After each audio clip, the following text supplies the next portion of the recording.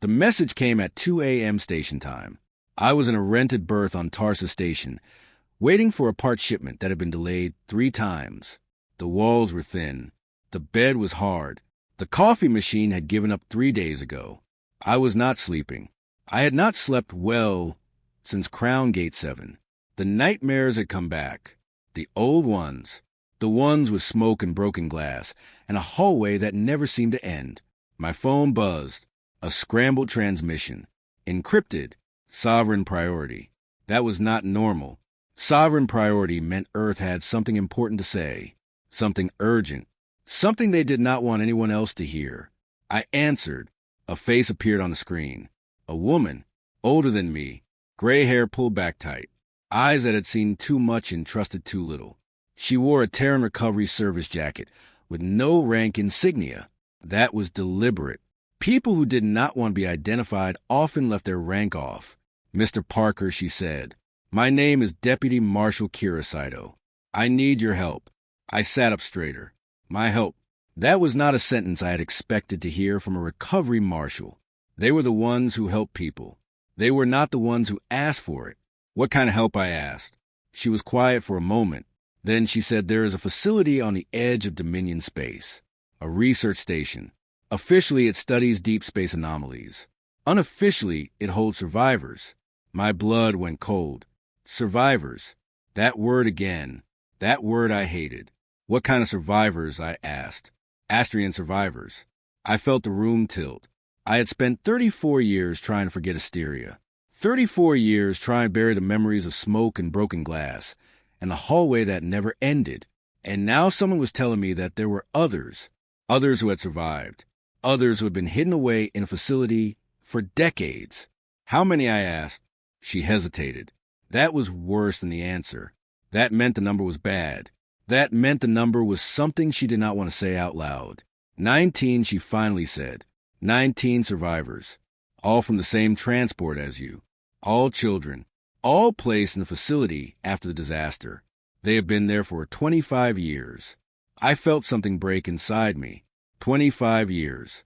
They had been in a facility for 25 years. They had been hidden away, forgotten, left to rot, while the rest of us tried to move on with our lives. Why, I asked. Why were they hidden? Sato's face was grim. Because they were witnesses. They saw what really happened on Asteria. And someone wants to make sure they never tell anyone. The journey to the facility took 3 days. Saito sent a shuttle. A plain white Terran recovery vessel with no markings. I spent the trip staring at the stars and trying not to think about what I was about to find. I did not succeed. The facility was hidden in an asteroid belt. Remote. Forgotten. The kind of place where no one would ever look.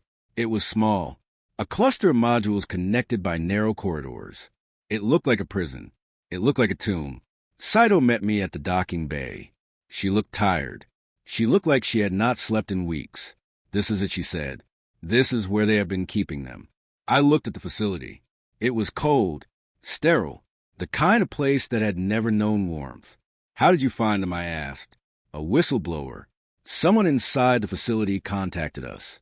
They could not live with what they were doing anymore. They sent us the files. The names. The records. I nodded. What do they want from me? Saito met my eyes. They want to see you. They have been alone for a long time. They have been told that no one else survived, that they were the only ones. They need to know that someone else made it out, that they are not alone. I felt the weight of that request. I was not a hero. I was not a counselor. I was just a maintenance contractor who had been in the wrong place at the wrong time. But I was also a survivor, and that meant something. I walked into the facility. The inside was worse than the outside. Gray walls, gray floors, gray ceilings. The kind of place that drained the color from everything. The kind of place that made you forget what sunlight looked like. The survivors were in a common room. 19 of them. They were not children anymore. They were adults. They had grown up in this place. They had never known anything else. They looked at me with the eyes of people who had been waiting a very long time for something to change. A woman stepped forward. She was maybe 30. Her hair was dark. Her eyes were tired. She looked at me like she was trying to remember something, like she had seen me before. Ethan, she said. It was not a question. She knew my name. I nodded. Yes, I am Ethan. She smiled. It was a small smile, a fragile smile, the smile of someone who had not had much reason to smile. I remember you. You were on the transport. You were sitting next to your mother. I felt something twist in my chest. I remember that transport. I remembered my mother kneeling to zip my coat. I remember the smoke and the broken glass and the hallway that never ended. I remember I said, I remember you too. She introduced herself. Sarah. She had been 8 years old on Asteria. She had been separated from her parents in the chaos. She had been found by the rescue teams and placed in the facility. She had been here ever since. We had been waiting, Sarah said. We had been waiting for someone to find us. Someone to tell us that we were not forgotten. I looked around the room. 19 faces. You were not forgotten, I said. I did not know you were here. None of us knew, but we did not forget. We could not forget. Sarah nodded. She looked like she wanted to believe me. She looked like she had been disappointed too many times to trust easily. Why were you hidden, I asked. Sarah's face darkened. Because we know what happened on Asteria. We saw what really happened. And someone does not want that truth to come out. The survivors told me everything. They told me about the transport, about the evacuation, about the chaos. They told me about the facility, about the isolation, about the years of being told they were the only ones left. They told me about the experiments, the tests, the questions that never stopped. They told me about the truth. Asteria was not an accident. It was not a natural disaster. It was sabotage. Someone had deliberately destroyed the transport. Someone had wanted to kill everyone on board. The survivors had seen it. They had seen the explosion.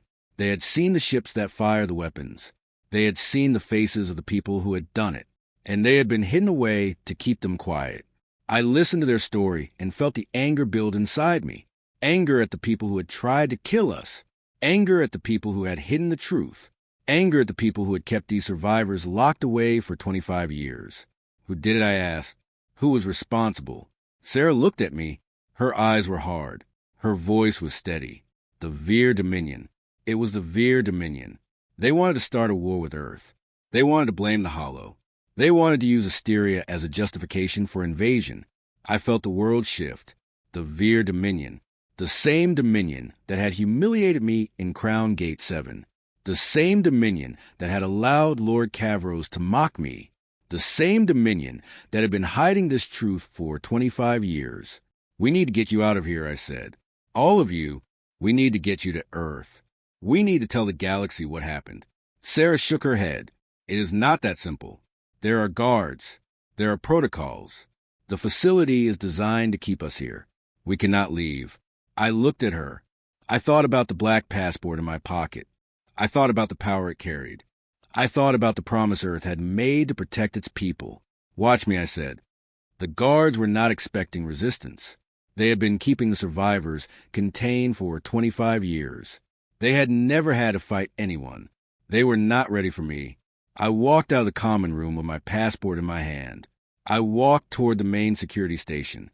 The guards saw me coming. They raised their weapons. They told me to stop. I did not stop. I held up the passport. Sovereign human protection, I said. Astrian survivor status verified. You are holding protected Terran citizens against their will. Release them immediately. The guards hesitated. They looked at the passport. They looked at me. They looked at each other. They had no idea what to do. One of them tried to grab me. I moved out of the way. I was not fast. I was not strong. But I had been in enough fights to know that sometimes all you need is to be in the right place at the right time. You do not want to do this, I said. You do not want to be on the wrong side of this. The guard grabbed my arm. The moment he did, the facility's alarms went off. Not a security alarm. A treaty alarm.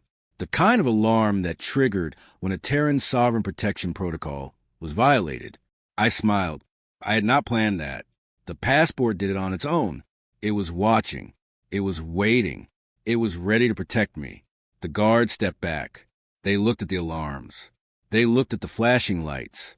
They looked at each other with the dawning horror of people who had just made a very serious mistake. I said, "Release them." The survivors walked out of the facility 20 minutes later.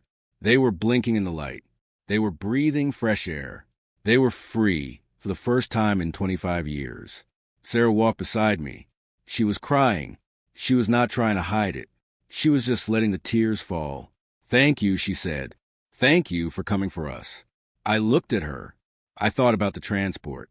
I thought about the smoke and the broken glass. I thought about the hallway that never ended. I thought about how close I had come to being in that facility with her. "You were never forgotten," I said. "You were just hidden, and now you are found." She nodded. She looked at the stars. She looked like someone who had just realized the universe was bigger than the gray walls she'd been looking at for 25 years. "What happens now?" she asked. "Now," I said. "Now we go home." The Terran recovery ships arrived 3 hours later. They brought medics, counselors, people who knew how to help survivors, people who had been waiting for this day. Saito met me at the docking bay. She looked relieved. She looked like she had been holding her breath for 3 days and had finally let it out. "You did it," she said. "You actually did it." I shook my head. "I did not do anything. The passport did it. The system did it. I just carried it." She smiled. "That is what the system is for. To protect people who cannot protect themselves. To make sure the promise is kept." I looked at the survivors boarding the recovery ships. They were scared. They were excited. They were hopeful. They were finally going home. "What happens to the facility?" I asked. Sato's face hardened. "It will be investigated. The people responsible will be held accountable. The Dominion will have to answer for what they did." I nodded. "And the survivors? They will be taken to Earth. They will be given everything they need. They will be given a chance to live the lives that were stolen from them." I watched the survivors climb aboard the ships. I watched them disappear into the white hulls that would carry them home. And I felt something shift in my chest. Something that felt like hope. The recovery ships left first. They were carrying the survivors. They were carrying the truth. They were carrying the promise that no one would ever be hidden away again. I stayed behind with Saito. There was still work to do. There were still people to hold accountable. There were still questions to answer. "The Dominion will fight," this Saito said. "They will try to bury it. They will try to make it go away." I looked at her. The passport is still in my pocket. The treaty is still in effect. And the survivors are still alive. They cannot bury the truth forever. She nodded. "You are right, but it will not be easy. There will be consequences. There will be retaliation." I shrugged. There were consequences when I stood up in Crown Gate 7. There were consequences when Lord Cavros tried to humiliate me. I am still standing. She smiled. "That is why I called you. You do not back down. You do not give up. You keep fighting." I thought about Sarah. I thought about the 19 survivors who had spent 25 years in a gray facility. I thought about the smoke and the broken glass and the hallway that never ended. I thought about my mother kneeling to zip my coat because I was shaking too hard to do it myself. "I am not fighting for myself," I said. "I am fighting for them, for all of them." The investigation took months. The Dominion tried to fight it. They tried to hide the evidence. They tried to discredit the survivors. They tried to make it all go away. They failed. The truth came out. The survivors told their stories. The evidence was presented. The world learned what had really happened on Asteria. The Dominion was held accountable. The people responsible were prosecuted. The treaty was strengthened. The survivors were given the justice they had been denied for 25 years. Sarah became a spokesperson. She traveled the galaxy telling her story. She spoke of the facility, the isolation, the years of being hidden away. She spoke of the hope that had kept her alive. The hope that someone would come. I watched her on the news feeds. She was different now. Lighter, brighter. The gray had faded from her eyes. She looked like someone who had finally found her way home. She mentioned me in one of her interviews. "There was a man," she said, "a man who came for us. A man who carried a black passport and refused to back down. He reminded us that we were not forgotten. He reminded us that someone was still fighting for us." I turned off the screen. I did not need the recognition. I did not need the thanks. I just needed to know that the survivors were safe, that they were free, that they were finally home. A year later, I received a message from Sarah. She was in Seattle. She was visiting my sister's house. She had met Ellie. "Ethan," she said, "I want you to meet someone." She showed me a picture. Sarah was standing in my sister's kitchen. Ellie was in her arms, wearing a paper dinosaur crown. They were both smiling. "She is beautiful," Sarah said. "She has your stubbornness." I laughed. "I think she has more than that." Sarah smiled. "She told me about the purple bracelet. She told me about the promise you made. She told me that you were always trying to get home." I was quiet for a moment. Then I said, "I am home now." "We all are." Sarah nodded. "Yes, we are." The black passport was still in my pocket. It was worn. It was scratched. It had seen things. But it was still there, still protecting me, still carrying the promise. I looked at the picture of Sarah and Ellie. I looked at their smiling faces. I looked at the dinosaur crown. I looked at the kitchen that had always felt like home. The survivors were safe. The truth was out. The promise was kept. I put the passport away and went to make coffee. It was terrible. It was perfect.